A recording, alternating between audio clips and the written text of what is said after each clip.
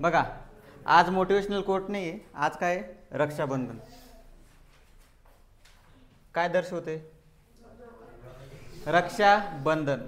धागा म्हणजे काय? म्हणजे रक्षाबंधन आहे, जायचं बहिणीच्या हातून धागा बांधायचा, झालं काम संपलं. आपल्या बहिणीने बांधितला, ठीक आहे, संपलं काम, असं नसतं. आता कोलकाताचं मॅटर माहीत असेल तुम्हाला रिसेंटमध्ये, ठीक आहे. जशी आपली बहीण तशी दुसऱ्याची बहीण, हा ॲटिट्यूड जर ठेवला तर असे मॅटर होणार नाही, ठीक आहे. याचा अर्थच तो आहे, जर आपल्या बहिणीनं आपल्या या हातात जर धागा बांधला आपल्या बहिणीनं, तर या हातानं वाईट काम केलंच नाही पाहिजे दुसऱ्याच्या बहिणीसोबत.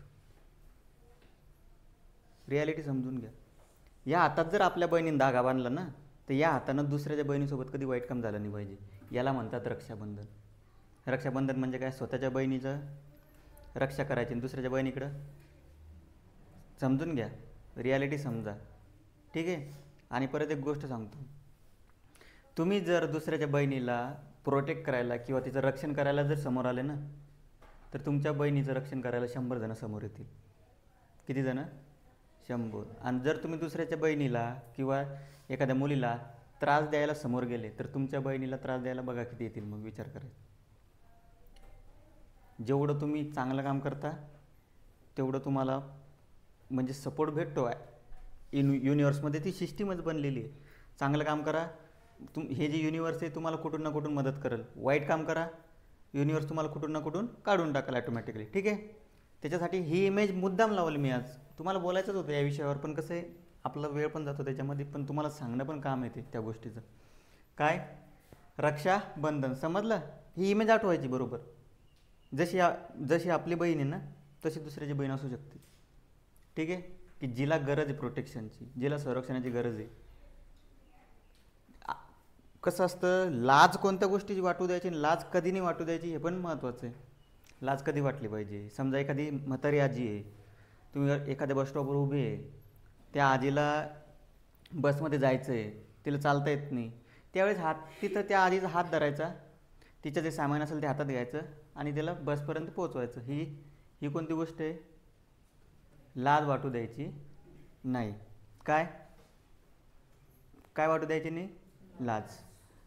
तीच आजी बसमध्ये उभी आहे, तुम्ही बसलेले, मोबाईलमध्ये गाणे चालू आहे, मित्रासोबत गप्पा चालू आहे, तेव्हा लाज वाटली पाहिजे. काय वाटली पाहिजे? लाज. की एक वयोवृद्ध आजी उभी आहे आणि आपण मस्त शांततेत बसून राहिलो आणि एन्जॉय करून राहिलो. दोन्ही गोष्टीचा अर्थ असतो. तसंच राग आला नाही पाहिजे आणि राग आला बी पाहिजे. दोन्ही गोष्टी एका बाजूच्या दोन, म्हणजे एक समजा कॉईन आहे, त्या कॉईनच्या दोन बाजू असतात. कधी हे कधी ते, दोन्ही गोष्टी आल्या पाहिजे. राग आला पण नाही पाहिजे आणि राग आला पण पाहिजे. आता तुम्हाला एक्झाम्पल द्यायची गरज नाही, ठीक आहे. समजल्या या गोष्टी? आता आपण सेकंड चॅप्टर चालू करू. सेकंड चॅप्टर कोणतं आहे आपलं? Quadratic equation.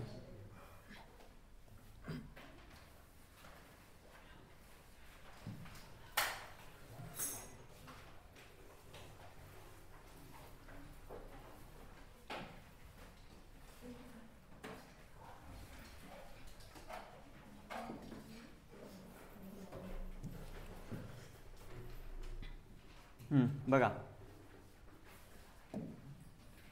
Quadratic equation.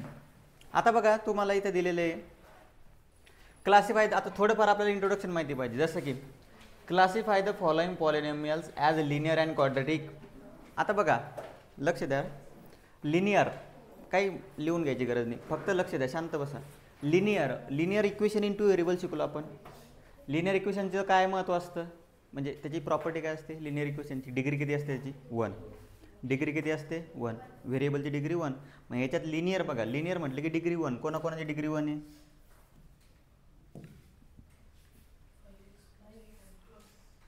5x + 9, 3x - 7, यांची डिग्री काय? 1. हे दोघं कुठे येतील? ठीक आहे. क्वाड्रॅटिक. आता नवीन चॅप्टर आहे आपलं क्वाड्रॅटिक इक्वेशन. क्वाड्रॅटिक इक्वेशन म्हणजे डिग्री 2. डिग्री किती पाहिजे? 2. आणि क्वाड्रॅटिक इक्वेशन ही 1 व्हेरिएबलमध्ये असतं. किती व्हेरिएबलमध्ये असतं? 1. ठीक आहे. आता बघा, क्वाड्रॅटिक इक्वेशनची डिग्री 2 आहे, ठीक आहे. सर तुम्ही म्हणाल सर इथे एक्सची डिग्री 1 आहे. डिग्री जी असते ती हायेस्ट पॉवर असते. काय असते? Highest power. त्या इक्वेशनची, दिलेल्या इक्वेशनची हायेस्ट पॉवर. म्हणजे तुमचं हे जे हे आणि हे तिन्ही कुठे येतील क्वाड्रॅटिक पॉलिनॉमियलमध्ये. समजलं? म्हणजे 5x + 9 3x - 7 हे लिनियर पॉलिनॉमियल विचारणार नाही तुम्हाला 10वीला. ठीक आहे. आणि हे येईल क्वाड्रॅटिक पॉलिनॉमियल. ठीक आहे. समजलं? कळालं का? ठीक आहे. 1 मिनिट. हां बघा समजलं. लिनियर म्हणजे डिग्री 1, क्वाड्रॅटिक म्हणजे डिग्री 2. ठीक आहे. तुम्हाला विचारणार नाही. त्याच्यानंतर आता कोएफिशियंट माहिती पाहिजे आपल्याला. कोएफिशियंट म्हणजे काय? जो व्हेरिएबल आहे. व्हेरिएबल म्हणजे काय? ABCD झेडपर्यंत. कुठपर्यंत? झेड. जे 26 लेटर आहे त्याला काय म्हणायचं? व्हेरिएबल. आणि व्हेरिएबलसोबत जो जोडलेला असतो त्याला काय म्हणायचं? कोएफिशियंट. आता इथं व्हेरिएबल कोणतं आहे? x². इथं व्हेरिएबल कोणतं आहे? x. आता या x सोबत कोणीच नाही म्हणजे कोण असेल? 1. ठीक आहे. म्हणून बघा कोएफिशियंट ऑफ x².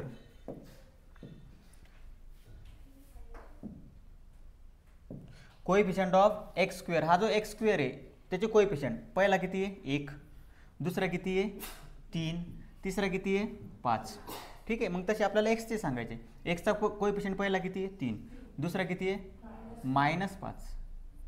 तिसरा किती आहे? 0. आणि त्याच्यानंतर एक असते कॉन्स्टंट टर्म. कॉन्स्टंट टर्म म्हणजे सरळ सरळ नंबर. काय? नंबर. इथं नंबर किती आहे? -5. इथं नंबर किती आहे? 0. आणि इथं नंबर किती आहे? 0. ठीक आहे. म्हणजे या इक्वेशनला आपण असं लिहू शकतो डायरेक्ट 5x². ठीक आहे. इथपर्यंत कळालं? कोएफिशियंट सिम्पल आहे. त्याच्यानंतर आता जे मेन पार्ट आहे आपला म्हणजे जे 10वीला क्वेश्चन जिथून विचारायला सुरुवात होईल ते हे standard form of quadratic equation. ठीक आहे. आता standard form of quadratic equation तुम्हाला एकदम वेगळं शिकवावं लागेल त्याला.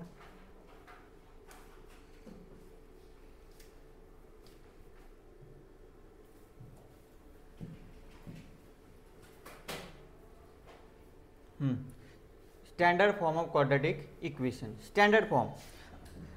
आता लिनियर इक्वेशनचा स्टँडर्ड फॉर्म होता पण मी तुम्हाला डायरेक्ट कसं आहे आपल्याला थिअरॉटिकली गेल्यापेक्षा प्रॅक्टिकली विचार करायचा मॅथमध्ये. स्टँडर्ड फॉर्म कसा असतो बघायचा? ax² + bx + c = 0. आता हे काय? हा झाला याचा स्टँडर्ड फॉर्म. Standard form. ठीक आहे. आता 3 इक्वेशन आहे खाली बघा. x² - 4 काय आहे? x² - 4 = 0. त्याच्यानंतर दुसरं आहे y² = 2y - 7. ठीक आहे. आणि तिसरं इक्वेशन आहे x² + 2x = 0. आता स्टँडर्ड फॉर्म म्हणजे काय? आपल्याला इक्वेशन या फॉर्ममध्ये लिहायचं. हे जे इक्वेशन आहे तिन्ही आपल्याला या फॉर्ममध्ये टाकायचे. म्हणजे काय? पहिले राहील स्क्वेअरची टर्म. कोणती राहील? स्क्वेअर. त्याच्यानंतर काय राहील? Linear term. लिनियर म्हणजे ज्याची डिग्री 1. बघा ना 2 आहे. इथं काय? 1. आणि त्याच्यानंतर तिसरी टर्म काय राहील? नंबर. सिम्पल लक्षात ठेवायचं. काय राहील? नंबर. आता बघा x². आता मधातली टर्म आहे का याच्यात एक्सवाली? आहे का? नाही. मग तुम्ही 0x टाकून द्या. काय टाकून द्या? 0x. तिसरी -4 = 0. काही चेंज केलं का आपण? नाही. ax² + bx + c याच्यापैकी कोण मिसिंग आहे? कोण नाही आहे? x. जो नाही त्याला 0 बनवायचं. जो नाही त्याला काय टाकायचं? डायरेक्ट 0. आता मी हे तुम्हाला डिटेलमध्ये सांगून राहिलो. याच्यात सांगेल तुम्हाला डायरेक्ट व्हॅल्यू कशा काढायच्या प्रॅक्टिस सेटमध्ये. ठीक आहे. बघा त्याच्यानंतर y² - 2y = 7 आपल्या स्टँडर्ड फॉर्ममध्ये काही नाही. आपल्याला स्क्वेअर नंतर कोण पाहिजे? सिंगल म्हणजे लिनियर. त्याच्यानंतर कॉन्स्टंट. मग याला पद्धतशीर बनवून घ्या. y². 2y इकडे आल्यानंतर -7 इकडे आल्यानंतर प्लस. आता बघा बरं हे इक्वेशन बघा या फॉर्ममध्ये आलेलं आहे. हे इक्वेशन या फॉर्ममध्ये आलेलं आहे. आलं. तिसरं x² + 2x कोण मिसिंग आहे रे? C number. म्हणजे कोण मिसिंग आहे? सी. तर सीला काय बनवा? 0. काय बनवायचं? 0.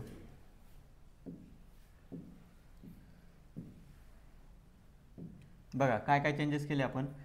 याच्यात x मिसिंग होता त्याला 0 लिहिलं. याच्यात कोणीच मिसिंग नव्हतं फक्त याला पद्धतशीर करून लिहिलं. याच्यात c मिसिंग होता तो झाला 0. आता याला कम्पेअर करायचं. काय करायचं? कम्पेअर कसं बघा. मी जर आता याच्या खाली लिहिलं ax² + bx + c = 0 याच्याही खाली लिहितो. X square plus b x plus c is equal to 0. त्याला घाबरायचं नाही, इथं एक्स इथं वाय काही घेणं देणं नाही आपल्याला. X square plus b x plus c is equal to 0. हे झालं कम्पेअर करणं. काय करणं? कम्पेअर. आता कम्पेअर केल्यानंतर तुम्हाला फक्त व्हॅल्यू लिहायची आहे. एची व्हॅल्यू किती दिसते? 1 आली 1. बीची व्हॅल्यू किती दिसते? 0 आली 0. सीची व्हॅल्यू किती आहे? सीची व्हॅल्यू आली -4 आले. काही प्रॉब्लेम नाही, सिम्पल. आता मला सांगा एची व्हॅल्यू किती आहे? 1. इथं किती येईल मग? बरं, हे इक्वेशन इथं तुम्हाला लिहावं लागेल. हे जे इक्वेशन तयार केलेलं आहे आपण इथं लिहावं लागेल तुम्हाला. Y square minus 2y plus 7 is equal to 0. मग या इक्वेशनला जर कम्पेअर केलं, सरळ सरळ तुम्ही सांगू शकता, काही लिहायची गरज नाही. हे एची व्हॅल्यू किती आहे इकडे द्या सोडून. हे तर समजलं ना. आता मला सांगा एची व्हॅल्यू किती दिसते? पहिली 1, बीची व्हॅल्यू -2 आणि सीची व्हॅल्यू 7. ठीक आहे. आता या इक्वेशनला आपण पद्धतशीर करून लिहिलं. X square plus 2x plus 0 is equal to 0. एची व्हॅल्यू किती दिसते? 1, बीची व्हॅल्यू 2, सीची व्हॅल्यू 0. ठीक आहे. पेन्सिलनं पटकन हे टिक करून घ्या. विचारत नाही तुम्हाला हे, फक्त तुमचे इंट्रोडक्शन झाली पाहिजे, प्रॅक्टिस झाली पाहिजे. त्याच्यासाठी पेन्सिलने याला लिहून घ्या पटकन फास्टमध्ये. ठीक आहे. हे नका लिहू, याची काही गरज नाही. फक्त राहू द्या, काही गरज नाही.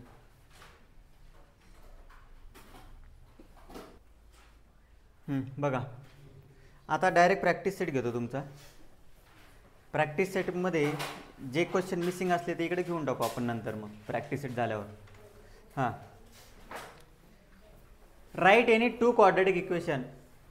Right any 2 quadratic equation. कोणतेही 2 लिहायचे तुम्हाला, काहीही लिहा, काही प्रॉब्लेम नाही. X square minus 4x plus 3 is equal to 0. M square 4m square minus 9y, sorry एकच लागेल, व्हेरिएबल एकच लागेल, plus 9m plus 16 is equal to 0. कोणतेही असे 2 इक्वेशन तयार करता येते. कोणतेही 2 इक्वेशन तयार करायचे. समजलं ना? हेच नाही, मनानं किती इक्वेशन घेऊ शकता तुम्ही. कोणती नंबर घ्या, कोणती व्हेरिएबल जोडा, काही जोडा, काही प्रॉब्लेम नाही. 1/2 x square plus 3/2 x minus 9/2 is equal to 0. हे पण क्वाड्रॅटिक इक्वेशन आहे का? नाही आहे. नंबरशी घेणं आहे का आपल्याला काही? आपल्याला काय बघायचं? पहिला स्क्वेअर आहे का, त्याच्यानंतर दुसरा लिनियर आहे आणि तिसरा कॉन्स्टंट टर्म आहे का. ठीक आहे. असे कोणती 2 इक्वेशन तयार करायचे, काही प्रॉब्लेम?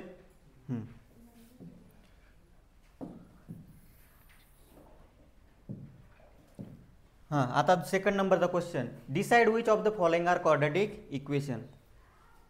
पहिला आणि दुसरा याच्यावर तुम्हाला 99.99% क्वेश्चन येणार नाही. क्वेश्चन येईल का 10वीमध्ये? नाही. पहिल्या आणि दुसऱ्यावर क्वेश्चन येणार नाही, येणारच नाही. तिसऱ्यावर बी येणार नाही वेळ पडली तर. क्वेश्चन तुमची इथून चालू होतील 4था, 5वा आणि 6वा. फक्त हे कसं आहे, तुमचं इंट्रोडक्शन असतं. पण रिस्क घ्यायची नाही. थोडंफार 1%मध्ये क्वेश्चन आला तर चुकला नाही पाहिजे. X square plus 5x minus 2. X square plus 5x minus 2. पहिला मला सांगा हे क्वाड्रॅटिक इक्वेशन आहे का? नाही. आता आहे, मग पण एक्झामिनरला आपल्याला सांगावं लागेल का आहे. मग आपल्याला इथं तुम्हाला लक्षात ठेवावं लागेल. बघा काय काय लिहायचं. Here x square plus 5x minus 2 is equal to 0 असं लिहायचं. ठीक आहे. त्याच्यानंतर इथं लिहायचं असं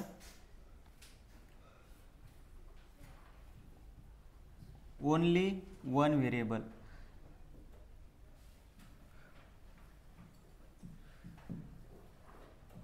ओनली वन व्हेरिएबल कोणतं याच्यामध्ये?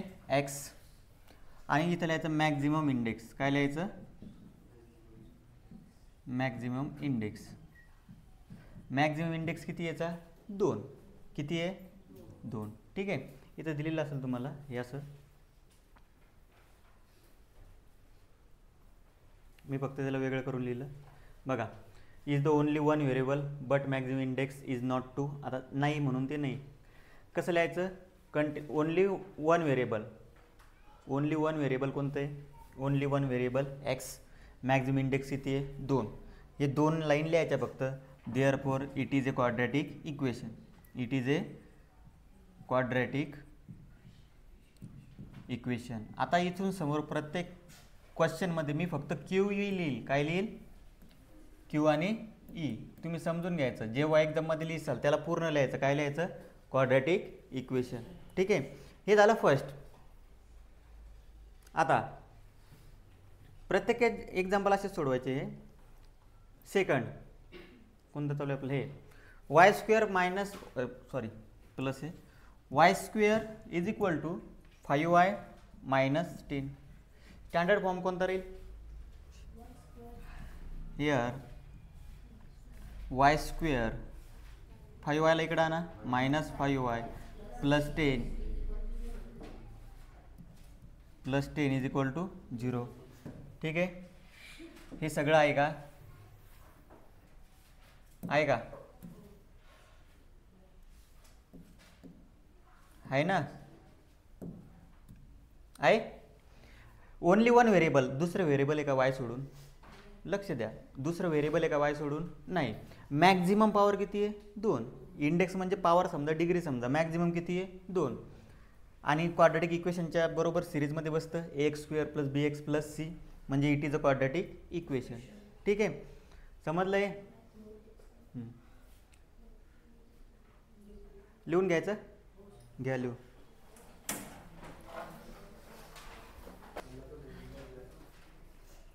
बघा 4 इक्वेशन बाकी आपले.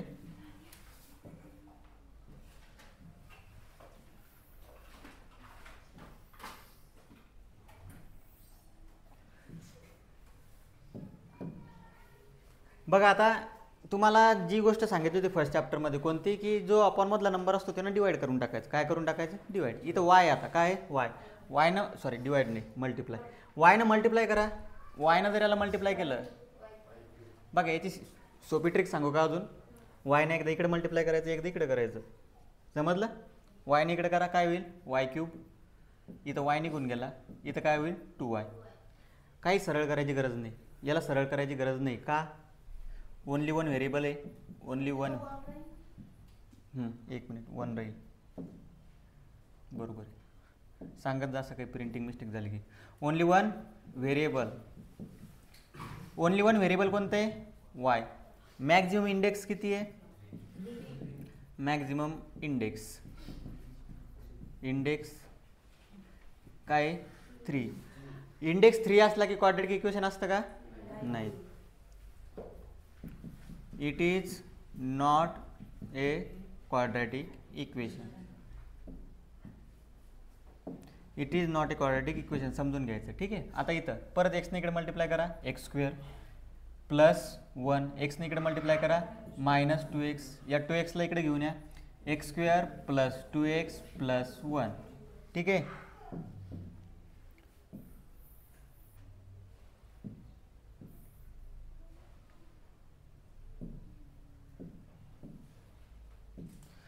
ओनली वन व्हेरिएबल आहे का? आहे. x किंवा यस करू शकता तुम्ही. बघा याच्यासमोर इथं वाय लिहिल्यापेक्षा तुम्ही काय करू शकता? असं यसही म्हणू शकता. तिला इथं एक्स लिहिल्यापेक्षा तुम्ही काय म्हणू शकता? यस. ओनली वन व्हेरिएबल आहे का त्याच्यामध्ये? यस. मॅक्झिमम इंडेक्स किती आहे? 2. मग काय येईल? It is a quadratic equation. ठीक आहे. तिसरं, याला मल्टिप्लाय करा. यमनं मल्टिप्लाय करा पहिल्या ब्रॅकेटला. M in bracket m + 5. त्याच्यानंतर उरला कोण? +2. त्यानं मल्टिप्लाय करा m + 5. समजून घ्या ही गोष्ट. पेन दिसला तर पेन जाऊ द्या, इकडे लक्ष द्या.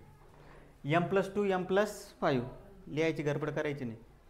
m पहिल्या ब्रॅकेटनं म्हणजे पहिला जो टर्म आहे त्यानं दुसऱ्या ब्रॅकेटला मल्टिप्लाय करा. उरलं कोण? +2. त्यानं मल्टिप्लाय करा.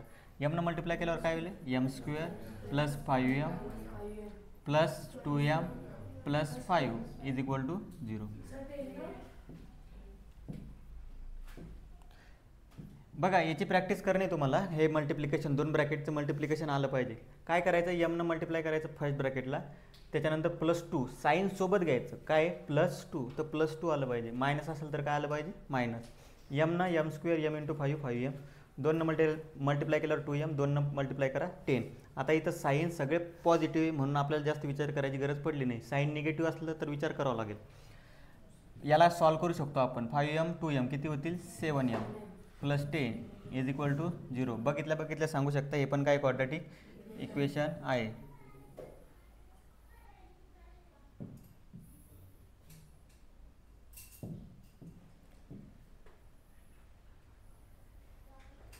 It is a quadratic. Only one variable आहे का? यस. मॅक्झिमम इंडेक्स किती आहे? 2. It is a quadratic equation. 3 number पाहिल्या सांगू शकता नाही म्हणून. ठीक आहे. पण कसं आहे, असं बघितलं कधी कधी आपलं मिस्टेक होऊ शकते. कसं? For example m³ plus 3m² minus 2 is equal to m³ असतं तर हे क्वाड्रॅटिक इक्वेशन आहे. हे आहे आणि हे नाही. हे काय आहे माहिती आहे तुम्हाला? m³ कॅन्सल होणार, उरलं काय? स्क्वेअर. त्याच्यासाठी डायरेक्ट सांगितल्यापेक्षा एक स्टेप सोडवायची फक्त. किती स्टेप? एक.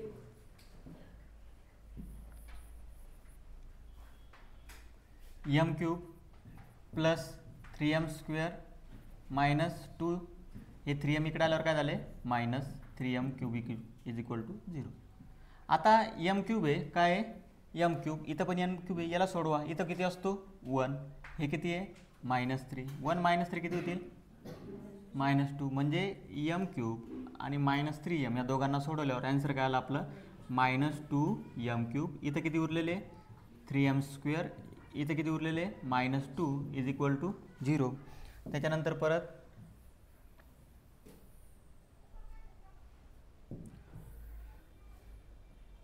ओनली वन व्हेरिएबल आहे का? आहे का? आहे. पण मॅक्झिमम इंडेक्स किती आहे? 3. It is not a quadratic equation. It is not a quadratic equation. का नाही? क्वाड्रॅटिक इक्वेशन का नाही आहे? मॅक्झिमम इंडेक्स किती आहे? 3. ठीक आहे. याच्यावर तुम्हाला क्वेश्चन राहणार नाही. फक्त कसं आहे, हे साईड बाय साईड का लिहून दिलं तुम्हाला? ही तुम्हाला प्रॅक्टिस करावी लागेल की असं असल्यावर इक्वेशन असं बनवायचं, असं असल्यावर इक्वेशन असं बनवायचं. अपॉनमध्ये असल्यावर हा क्वेश्चन आहे बरं तुम्हाला अपॉनमधला पण असाही क्वेश्चन आहे. याला हे तुम्हाला का शिकवलं? या इक्वेशनला आपल्याला असं बनवता आलं पाहिजे. ठीक आहे, कळालं? याला आता इथं तुम्ही y³ असल्यामुळे आपण याला डायरेक्ट सोडवलं. ठीक आहे, घ्या लिहून.